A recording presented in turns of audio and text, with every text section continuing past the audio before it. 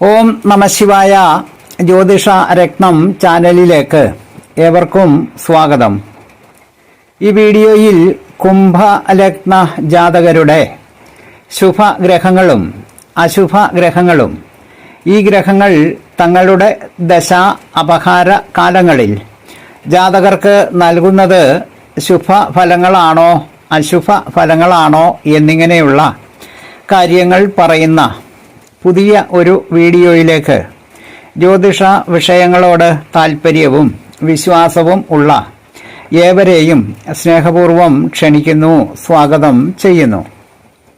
ആദ്യം കുംഭലഗ്ന ജാതകർക്ക് ലഗ്നാധിപനാണ് ശനി. 12ാം ഭാവമായ മകരം രാശിയുടെ ആധിപത്യവും ശനിക്കാണ്.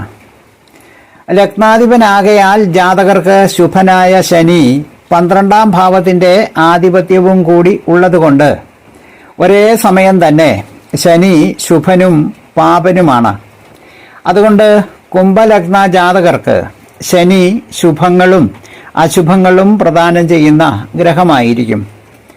ശനിയുടെ ദശ അപഹാര കാലങ്ങളിൽ ജാതകർക്ക് ശുഭങ്ങളും അശുഭങ്ങളുമായി സമ്മിശ്രങ്ങളായ അനുഭവങ്ങൾ ഉണ്ടാകുന്ന കാലവും ആയിരിക്കും. അടുത്തത് 2, 11 എന്നീ ഭാവങ്ങളുടെ അധിപനായ വ്യാഴത്തെ സംബന്ധിച്ച് പറയാം. 2ാം ഭാവം മീനവും 11ാം ഭാവം ധനുവും ആണ്. ധനു മീനത്തിൻ്റെ അധിപൻ വ്യാഴവുമാണ്. 2ാം ഭാവം എന്നത് ധനം സംബന്ധിച്ച മാരക ഭാവവും 11ാം ഭാവം എന്നത് ലാഭം സംബന്ധിച്ച മാരക ഭാവവുമാണ്. ഈ 2 മാരക ഭാവത്തിൻ്റെയും ആധിപത്യം വ്യാഴത്തിന് വന്നപ്പോൾ കുംഭലഗ്ന ജാതകർക്ക് വ്യാഴം കടുത്ത മാരകനായി മാറുന്നു. അതുകൊണ്ട് വ്യാഴത്തിൻ്റെ ദശാകാലത്തും അപഹാരകാലങ്ങളിലും വ്യാഴം ജാതകർക്ക് കടുത്ത ദോഷങ്ങൾ ചെയ്യുന്ന ഒരു ഗ്രഹമായിരിക്കും. അടുത്തത് 3, 10 എന്നീ ഭാവങ്ങളുടെ ആധിപത്യമുള്ള ചൊവ്വയെ സംബന്ധിച്ചാണ്. 3ാം ഭാവത്തിൻ്റെ ആധിപത്യം ലഭിക്കുകയാൽ ചൊവ്വ പാപനാണ്. 10ാം ഭാവം കേന്ദ്ര ഭാവവുമാണ്. പാപഗ്രഹത്തിന് കേന്ദ്രത്തിൻ്റെ ആധിപത്യം ലഭിക്കുമ്പോൾ ജാതകന് ആ ഗ്രഹം ശുഭഗ്രഹമായി മാറും. അതിനാൽ 10ാം ഭാവത്തിൻ്റെ ആധിപത്യം കൊണ്ട് കുറച്ച് ശുഭഫലങ്ങളും ഉണ്ടാകുന്നതാണ്. 3ാം ഭാവം ദുസ്ഥാനമായതിനാൽ, അതായത് അശുഭനും ആയതിനാൽ ചൊവ്വയുടെ ദശാകാലങ്ങളും അപഹാരകാലങ്ങളും ശുഭങ്ങളും അശുഭങ്ങളും ആയ ഫലങ്ങൾ ജാതകർക്ക് സമ്മിശ്രമായി ഉണ്ടാകുകയും ചെയ്യും. അടുത്തത് 4, 9 ഭാവാധിപത്യമുള്ള ശുക്രനാണ്. 4ാം ഭാവം കേന്ദ്ര ഭാവം ആയിരിക്കുകയും ശുക്രൻ എന്ന ശുഭഗ്രഹത്തിന് കേന്ദ്രാധിപത്യം വന്നപ്പോൾ അശുഭഗ്രഹമായി മാറേണ്ടതുമാണ്. എന്നാൽ 9ാം ഭാവത്തിൻ്റെ ആധിപത്യമുണ്ടായപ്പോൾ ത്രികോണ ഭാവത്തിൻ്റെ ആധിപത്യം കൂടി വന്നപ്പോൾ കേന്ദ്രാധിപത്യ ദോഷം അവിടെ പരിഹരിക്കപ്പെടുകയും ശുക്രൻ ജാതകന് പൂർണ്ണമായും ശുഭഗ്രഹം ആകുകയും ചെയ്തു.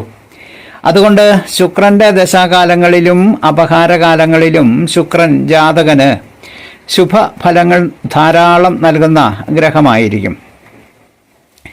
അടുത്തത് 5, 8 ഭാവാധിപനായ ബുധനാണ്. 5ാം ഭാവം ത്രികോണ ഭാവവും 8ാം ഭാവം നാശഭാവവും ദുസ്ഥാനവും ആണ്. അതുകൊണ്ട് ബുധൻ ഒരേ സമയം ദുസ്ഥാനാധിപനും ത്രികോണാധിപനുമായ ശുഭനും ആകയാൽ ബുധന് ശുഭ അശുഭ സമത്വം കൈവന്ന ഗ്രഹമായി കുംഭലഗ്ന ജാതകർക്ക് മാറുന്നു.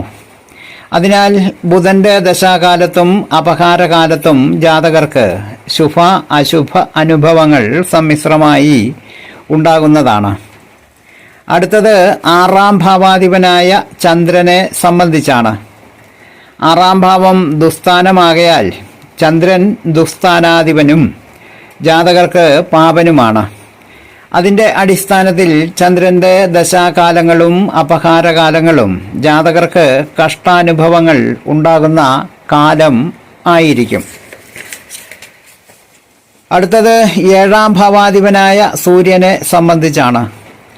സൂര്യൻ പാപഗ്രഹമാണ്. 7ാം ഭാവത്തിൻ്റെ ആധിപത്യം കിട്ടിയപ്പോൾ പാപഗ്രഹം ശുഭനായി മാറേണ്ടതാണ്. എന്നാൽ ഏഴാം ഭാവം എന്നത് മാരക ഭാവങ്ങളായ 2, 7, 11 എന്നീ ഭാവങ്ങളിൽ ഒന്ന് ആകയാൽ സൂര്യൻ മാരക ഗ്രഹമായി മാറി. എന്നാൽ സൂര്യൻ മാരകനല്ല, യോഗ കാരകനാണ് എന്ന പക്ഷവും ആചാര്യന്മാർക്ക് ഇടയിൽ ഉണ്ട്. അതുകൊണ്ട് സൂര്യദശാകാലത്ത് ജാതകർക്ക് ശുഭങ്ങളും അശുഭങ്ങളുമായ സമ്മിശ്ര ഫലങ്ങൾ അനുഭവം ആകുവാൻ സാധ്യത ഉണ്ട്. കുംഭ ലഗ്ന ജാതകർക്ക് 2, 11 ഭാവങ്ങളുടെ അധിപനായ വ്യാഴവും 6ാം ഭാവാധിപൻ ചന്ദ്രനും 3ാം ഭാവാധിപനായ ചൊവ്വയും പാപന്മാരായും ലഗ്നാധിപനും 12ാം ഭാവാധിപനായ ശനിയും 5, 8 ഭാവങ്ങളുടെ അധിപനായ ബുധനും ശുഭാശുഭ സമത്വം ഉള്ള ഗ്രഹങ്ങളും 4, 9 ഭാവങ്ങളുടെ അധിപൻ ശുക്രൻ മാത്രം ശുഭനും ആണ്. വീഡിയോ ശ്രദ്ധിച്ച എല്ലാവർക്കും നന്ദി, നമസ്കാരം. തലക്കുറി, ജാതകം, വിവാഹപൊരുത്തം, മുഹൂർത്തം, പ്രശ്നം തുടങ്ങിയ ജ്യോതിഷ സംബന്ധമായ എല്ലാവിധ സേവനങ്ങൾക്കും 9605232894 എന്ന ഫോൺ നമ്പറിലോ വാട്സപ്പിലോ ബന്ധപ്പെടാവുന്നതാണ്. സ്നേഹപൂർവം മോഹനൻ ജ്യോത്സ്യർ, ജ്യോതിഷ ആചാര്യ. ഓം നമഃ ശിവായ.